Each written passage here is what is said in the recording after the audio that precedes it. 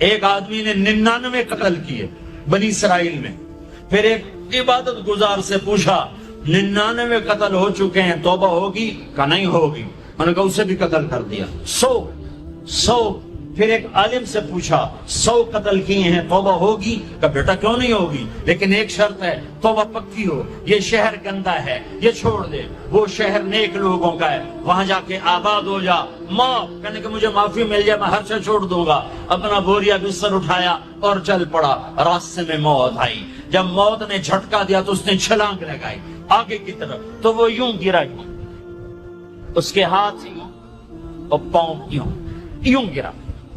تو اللہ تعالیٰ نے یہ قصہ ہم تک پہنچانے کے لیے دونوں فرشتوں کو چھٹی دے دی۔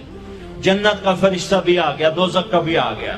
دوزخ کا فرشتہ کہنے لگا ہمارا مجرم ہم لے جائیں گے، جنت کا فرشتہ ہمارا مہمان ہم لے جائیں گے، جہنم کا فرشتہ توبہ نہیں کی ہمارا مجرم ہم لے جائیں گے، جنت کا فرشتہ ہمارا مہمان توبہ کر چکا ہے گھر سے نکل پڑا ہے ہم لے جائیں گے، جہنم کا فرشتہ ابھی اس بستی میں پہنچا نہیں ہے ہمارا مجرم ہے، جنت کا فرشتہ پہنچنا ضروری نہیں ہے، نیت ضروری ہے۔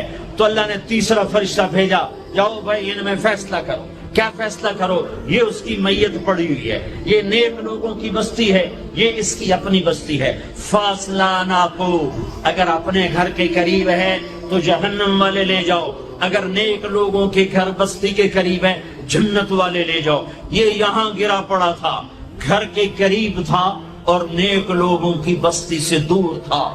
جب ناپنے لگے تو اللہ نے ادھر کی زمین کو کہا سکڑ جا، اور گھر کی طرف کی زمین کو کہا پھیل جا۔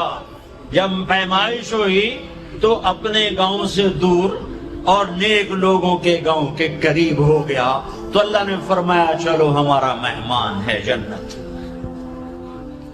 توبہ سے نہ گھبراؤ، میرا رب کہتا ہے پوری دھرتی گناہوں سے بھر دے اور آسمان تک گناہوں کو لے جا، ایک دفعہ کہہ دے یا اللہ میری توبہ تو سارے معاف کر دو۔